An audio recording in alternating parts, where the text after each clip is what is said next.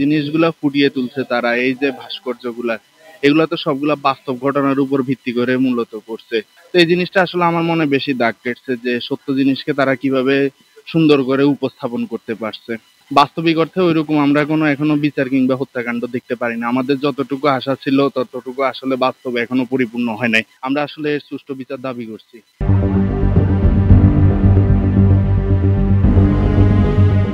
জামাত বিএনপির কিছু লোকজন ও দুই কিছু গ্রেপ্তার করলে ঠিক হয়ে যাবে, কিন্তু তখন আমরা দেখতে পেলাম যে তার ওই গাড়ির ভিতরে মাইক্রোর মধ্যে 2টা বাচ্চার লাশ।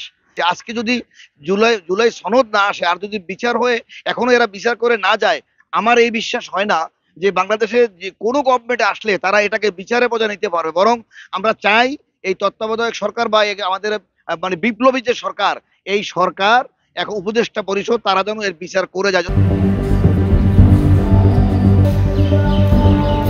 আন্দোলনে এত শিক্ষার্থীদের মেরেছে, এই 1 বছরে সেই খুনিদের আমরা পাই নাই।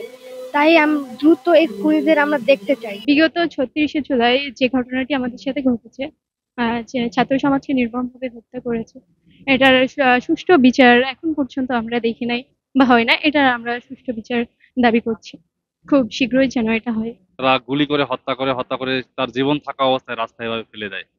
এগুলো তো জাস্ট এখানে প্রকৃতি দেখানো হয়েছে, কিন্তু আসলে বাস্তব যে ভিউ ছিল ইয়ামিন তখন জীবন্ত ছিল, আমরা তখন সেটা দেখেছি বিভিন্ন টেলিভিশন বা মিডিয়ার মাধ্যমে। তখন আসলে একটা হৃদয় বিদারক সিচুয়েশন তৈরি হয়েছিল।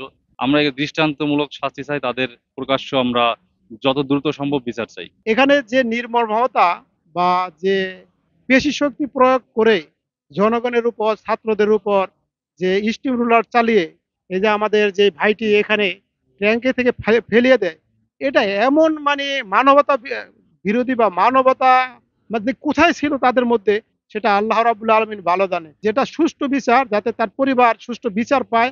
আমি আসলে বুঝতে পারতেছি না, যেখানে জাতিসংঘের রিপোর্ট অনুযায়ী 1400-র বেশি লোক আপনার মৃত্যুবরণ করছে, নির্মমভাবে তাদেরকে গুলি করে মারা হয়েছে।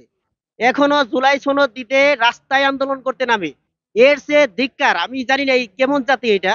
এখনো জুলাই সনদ, জুলাইয়ের একটা স্বীকৃতি দিতে এত আন্দোলন করতে হচ্ছে। 4-6 মাসের মধ্যে নিশ্চিত করা উচিত ছিল, এই পর্যন্ত এত দেরি কেন হলো এটা আমার মাথায় মানে বুঝে আসতেছে না। ভাষা প্রকাশ করতে পারি না যে এত ভয়ঙ্কর ভাবে হত্যা করেছে, অত্যাচার জুলুম বা হত্যা যেভাবে করেছে, এই ইতিহাসগুলি ধরে তুলছে। বিচার বাংলার মাটিতে মানুষের সামনে, যেমন বাংলাদেশের 18 কোটি মানুষের সামনে ওর বিচারগুলি আমরা দেখতে চাই।